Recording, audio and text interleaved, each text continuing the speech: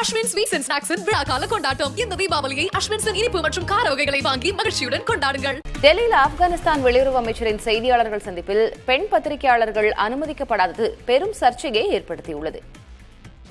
பாகிஸ்தானுடனான உறவு சீர்கெட்டுள்ள நிலையிலும் இந்தியாவுடனான நட்பு வலுப்பெற்று வரும் நிலையிலும் ஆப்கானிஸ்தான் வெளியுறவுத்துறை அமைச்சர் அமீர்கான் முத்தாகி டெல்லி வந்துள்ளார். வெளியுறவுத்துறை அமைச்சர் ஜெய்சங்கர் உள்ளிட்டோருடன் ஆலோசனை நடத்தினார். இந்நிலையில் டெல்லியில் பத்திரிகையாளர்கள் சந்திப்பில் முத்தாகி பங்கேற்றார். இதற்கு பெண் பத்திரிகையாளர்கள் அனுமதிக்கப்படவில்லை.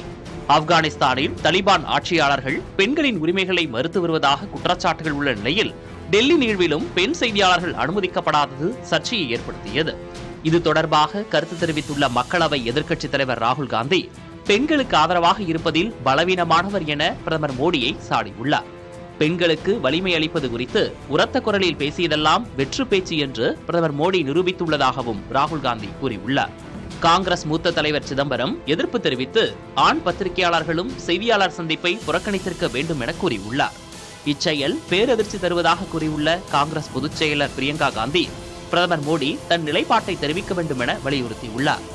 இந்நிலையில் பெண் பத்திரிகையாளர்கள் அனுமதிக்கப்படாததில் மத்திய அரசுக்கு தொடர்பில்லை என்று வெளியுறவுத்துறை அமைச்சகம் விளக்கம் அளித்துள்ளது. செய்தியாளர்களிடம் பேசிய ஆப்கானிஸ்தான் வெளியுறவுத்துறை அமைச்சர் அமீர்கான் முத்தாகி ஆப்கானிஸ்தானியர்களின் வீரத்தை சோதிக்காதீர்கள் என பாகிஸ்தானை எச்சரித்துள்ளார். ஆப்கானிஸ்தானில் உள்ள தெஹ்ரிக்-இ-பாகிஸ்தான் முகாம்கள் மீது பாகிஸ்தான் தாக்குதல் நடத்திய நிலையில் இந்திய மண்ணிலிருந்து இந்த எச்சரிக்கை விடுத்துள்ளது கவனம் பெறுகிறது.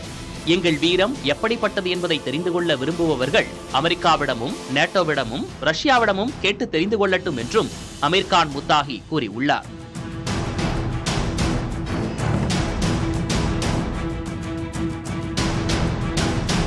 அஸ்வின் ஸ்வீட்ஸ் அண்ட் ஸ்நாக்ஸின் விழாக்கால கொண்டாட்டம். இந்த தீபாவளியை அஸ்வின்ஸின் இனிப்பு மற்றும் கார வகைகளை வாங்கி மகிழ்ச்சியுடன் கொண்டாடுங்கள்.